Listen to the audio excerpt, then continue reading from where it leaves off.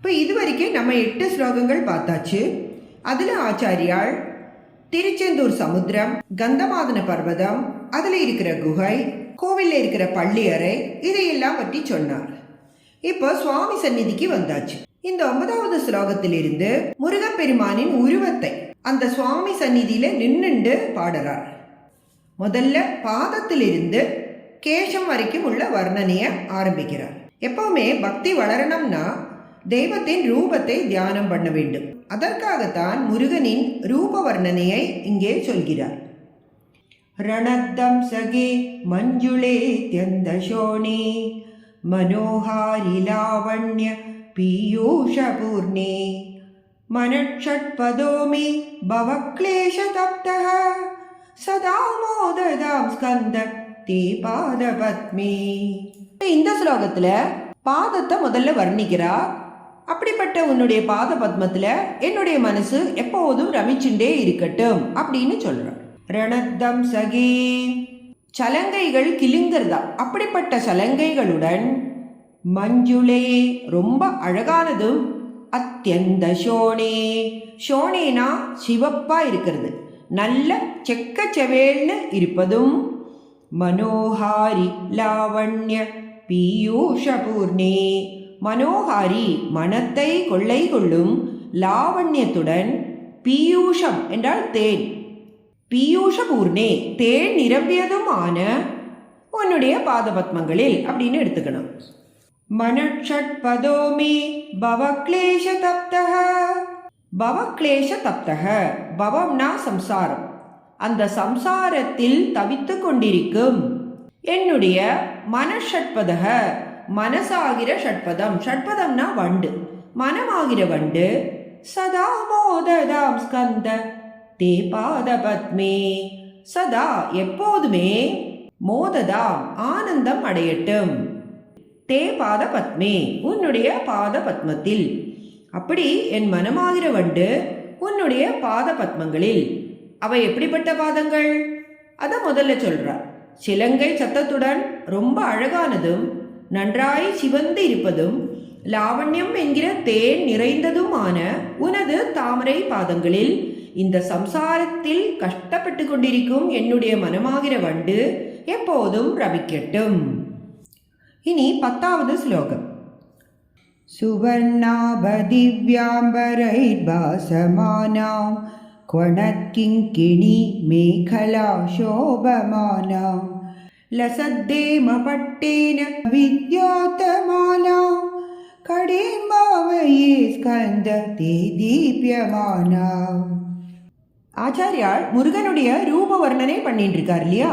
9வது ஸ்லோகத்துல பகவானுடைய பாதங்களை விவரித்தார்.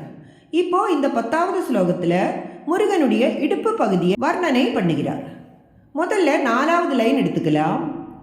கடேம்பாவயே ஸ்கந்த தே தீப்யமானம், ஸ்கந்தன்னு கூப்பிடுறார். தே உன்னோடு, தீப்யமானம் ஒளி பொருந்திய, கடீம், கடீம்னா இடுப்பு, அந்த இடுப்பை பாவையே நான் தியானிக்கிறேன்.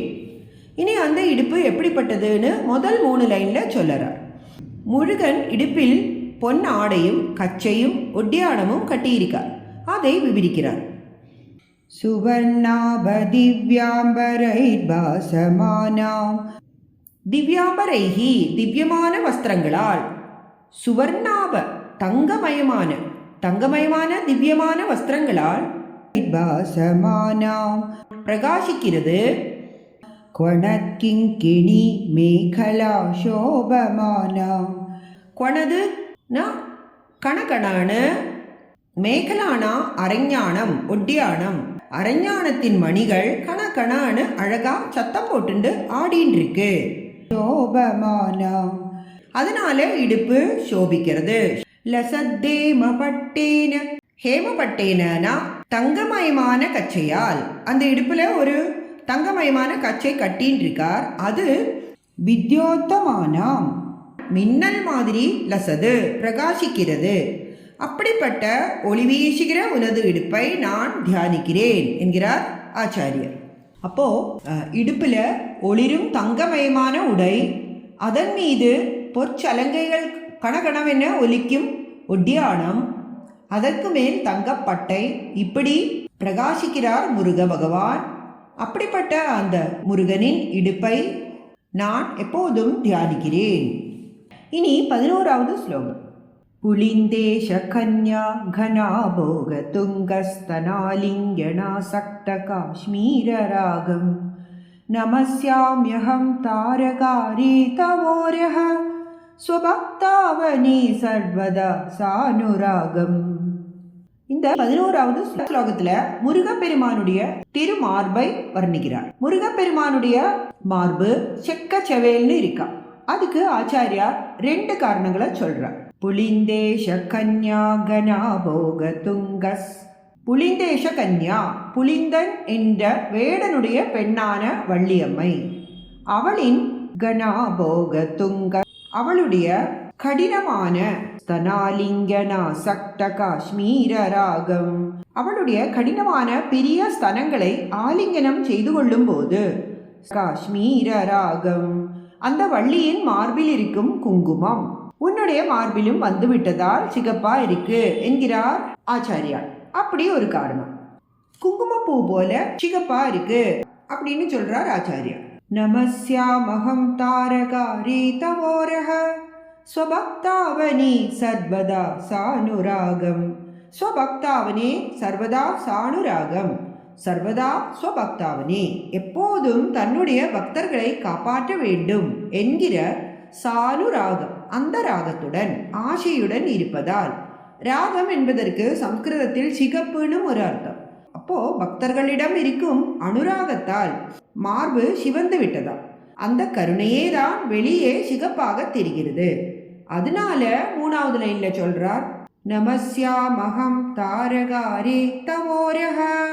அதனால ஹே தாரகாரே, தாரகனுக்கு சத்ருவான சுப்பிரமணிய பெருமாளே, தவோரக தவ உரக, உங்களுடைய மார்பினை, நமஸ்யாமஹம் அகம் நமஸ்யாமி, நான் நமஸ்கரிக்கிறேன். இப்போ வள்ளி ஒரு வேடுவ குலப்பெண், படிப்பொன்றும் கிடையாது. ஆனாலும் முருகப்பெருமான் தேடி போய் கல்யாணம் பண்ணினான். திவ்ய தம்பதிகளாக இருந்தனர். அதனால முருகப்பெருமானுடன் சேர்ந்திருக்கும் வள்ளியை, அந்த திவ்ய தம்பதிகளை நினைச்சுண்டு நம்முடைய மன வாழ்க்கையும் நன்றாக இருக்க நாம் வேண்டிப்போம்.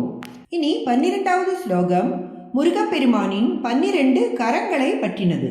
விதௌ கிளிப்த தண்டான் ஸ்வலீலா திருதாண்டான் நிரஸ்தே பசுண்டான் திஷாம் காலதண்டான் ஹதேந்திராரிஷண்டான் ஜகத்ராண சௌண்டான் சதா தே பிரச்சண்டான் ஸ்ரயே பாகுதண்டான். இப்போ முதல்ல 4வது லைன்ல உள்ள ஸ்ரயே பாகுதண்டான் அதை எடுத்துக்கலாம். பாகுனா கைகள், பாகுதண்டான்னா நீண்டு தொங்கிட்டு இருக்கிற கைகள். அந்த 12 கைகளையும் சதா ஸ்ரயே எப்போதும் ஆசிரியிக்கிறேன்.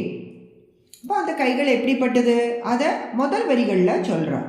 விதௌ கிளிப்த தண்டான், விதௌ கிளிப்த தண்டான், விதினா பிரம்மா, விதௌனா பிரம்மாவுக்கு, கிளிப்த தண்டான் தண்டனையை கொடுத்த கைகள். இப்போ முன்னாடியே பார்த்தோம், முருகப்பெருமான் பிரம்மாவினரிடத்தில் பிரணவத்துக்கு அர்த்தம் சொல்ல சொன்னார். அவர் தெரியாது என்ற உடனே தலையில் குட்டி சிறையில் அடைத்தார். அப்படி பிரம்மாவுக்கு தண்டனை கொடுத்த கைகள். ஸ்வலீலா திருதாண்டான், ஸ்வலீலா திருத அண்டான், அண்டான்னா பிரம்மாண்டங்களை, ஸ்வலீலா விளையாட்டாக, திருத என்றால் தாங்கி கொண்டு, இப்போ வெறும் லீலையாக இந்த பிரம்மாண்டங்களை எல்லாம் தாங்கி கொண்டு இருக்கும் கைகளை.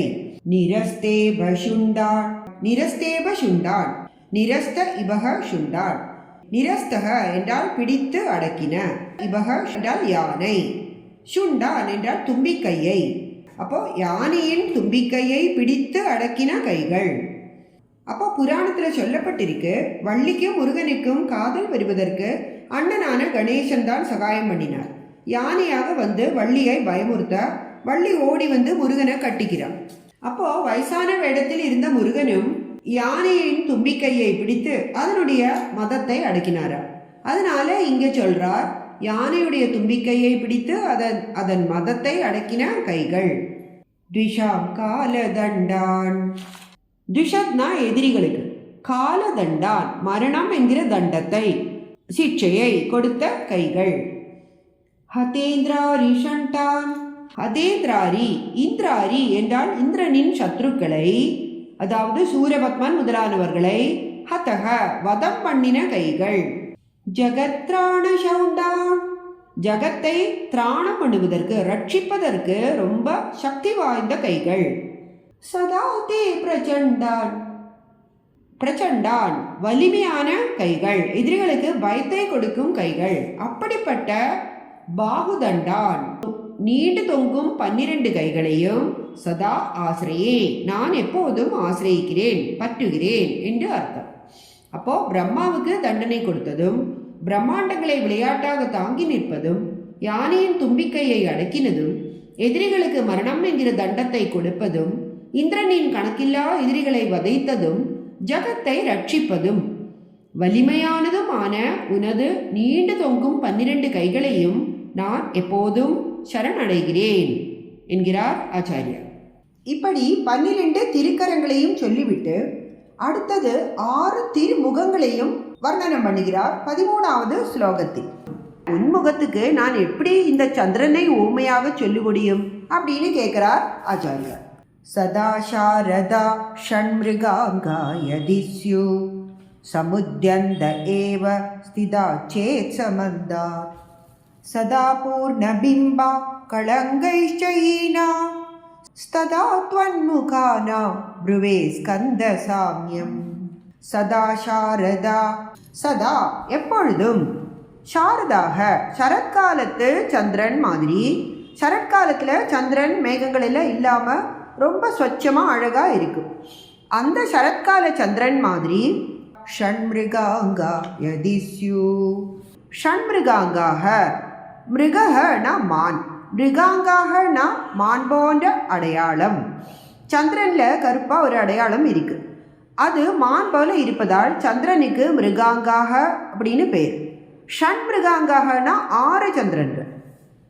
அப்போது சமுத்யந்த ஏவ ஸ்திதாச்சேத் சமந்தியாத், சமந்தாத் எல்லா பக்கங்கள்லேயும் சேர்த்து, சமுத்யந்த ஏவ உதிச்சுதானாள்.